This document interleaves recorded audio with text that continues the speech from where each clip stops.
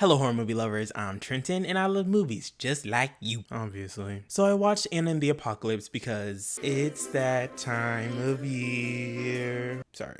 My expectations were high. I watched this movie every year around Christmas time. I remember it always being a perfect Christmas movie for me personally. But did the movie meet my expectations? Well, yes. This movie is just so good, but it always makes me want to die. Everyone's entitled to one good scare.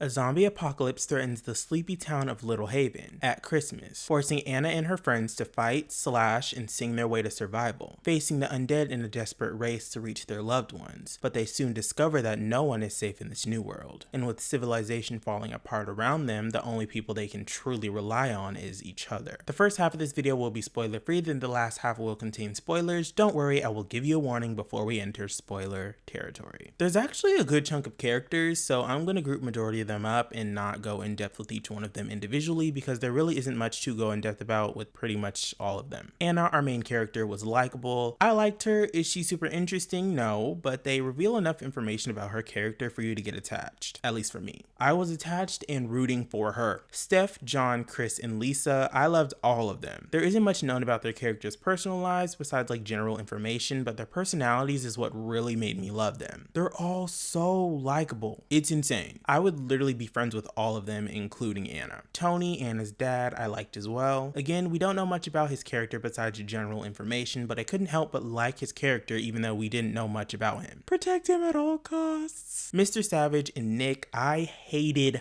both of them. There isn't much to it. Them. The story itself is your standard zombie story that just so happens to be a musical as well. Honestly, I'm not the biggest fan of the zombie subgenre of horror unless it's a unique take or a certain aspect that distinguishes itself from other movies in the subgenre. And this movie does exactly that.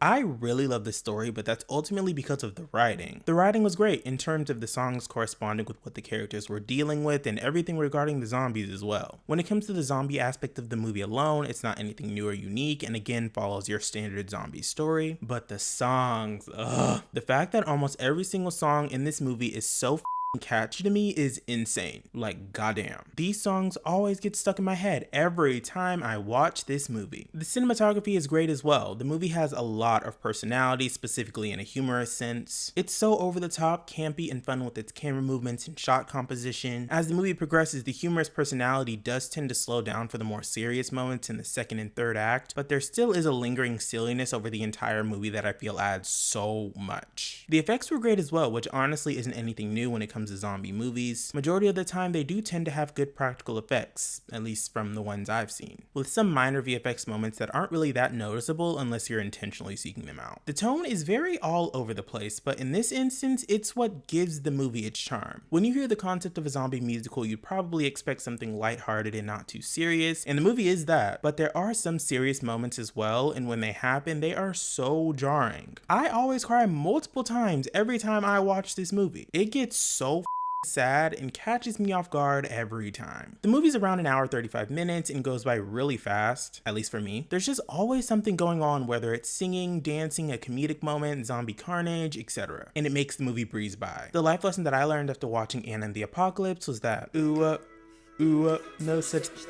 Overall, I love this movie. It's literally a perfect Christmas movie if you want to laugh, if you want to cry, if you want to cringe in a good way. And if this movie isn't in your annual Christmas movie rotation already, I definitely recommend adding it. I'm going to give Anna and the Apocalypse a 9 out of 10.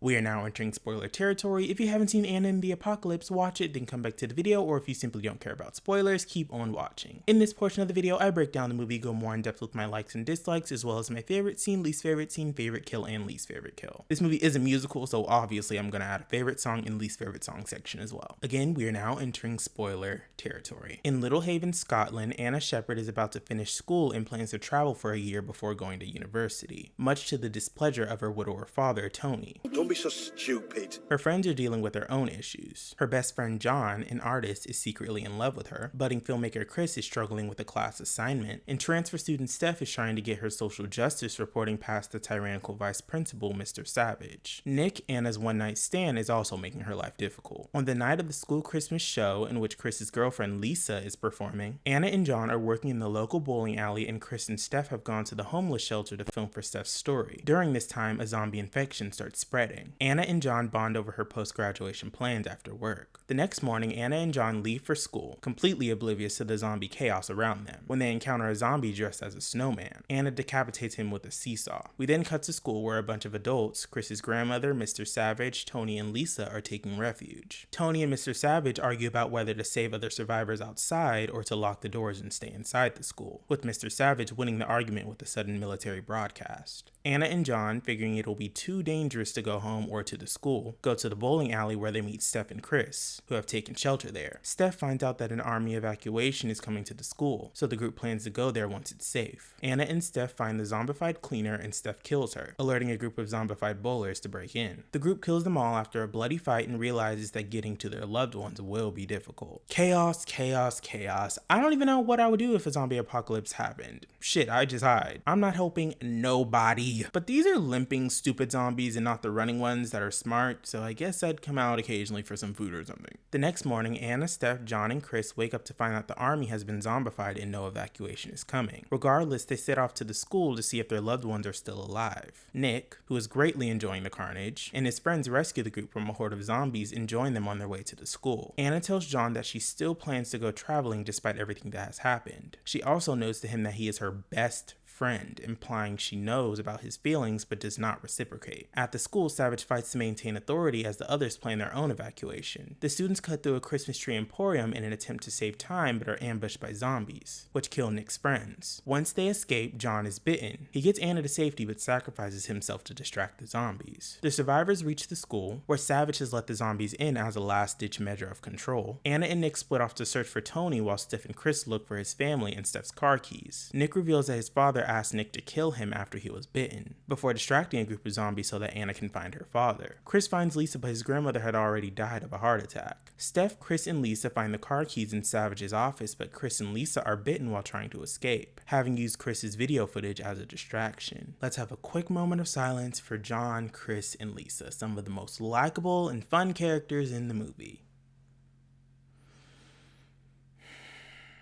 I hate that for them. Their deaths make me so upset and so sad. Fuck you. What'd I do? Anna finds Savage in the auditorium where he's using Tony as bait for the zombies. Anna gets to the stage and saves Tony, but he lashes out at Savage and they fight. Savage falls to the zombies, but Tony is bitten in the scuffle. Anna says goodbye to her dad as Nick arrives and the two of them leave the school. They prepare for one last stand before Steph rescues them in her car, and Anna finally leaves Little Haven to look for a safe place. Then the movie ends. This movie makes me want to die. I pretty much loved everyone except Anna's ex-boyfriend and the principal, of course. They were both unbelievably annoying to me. Like, I don't give a that you had to kill your dad because he was infected. You're a bully, and I hate bullies. Him. I wish he died. Both of them didn't feel bad for either. John, Lisa, Chris, and Anna's dad's death are all so heartbreaking. Like, how do we go from singing in the cafeteria about Hollywood endings to all of the most likable characters dying so tragically? I just can't. I cry every single time at all of their deaths / the scenes where they get infected. Oh, such a downer. Such a downer. But on a lighter note, do you expect me to just pick one song as my favorite? Like, that is not gonna happen. I loved the majority of the songs, but my favorite songs were definitely Breakaway, Hollywood Ending, and It's That Time of Year. The chokehold that these songs have on me is insane. I literally burst out in song randomly all year round singing these songs. It's actually a problem. My least favorite song is definitely Soldier at War. I hate that song and I hate him. Him. My favorite scene would have to be Lisa performing It's That Time of Year at the Christmas concert. The audience's reactions when they realize it's a raunchy Christmas song always kills me. Like, that is so damn funny. My least favorite scene would have to be John's death due to the emotional damage the scene always leaves me with. I needed John and Anna endgame. Why am I tearing up thinking about what could have been? I am not doing this right now. My favorite kill would be the bowling ball kill. It's so over the top and wacky. How could you not love it? My least favorite kill would have to be any of the many simple stabbings to the head. Obviously, not unique, inventive, or creative at all. If you did enjoy this video, make sure to like and subscribe for more videos from me, and make sure to hit that notification bell so you'll be notified whenever I post a new video. Alright, horror movie lovers, I'll see y'all in the next one. Peace out.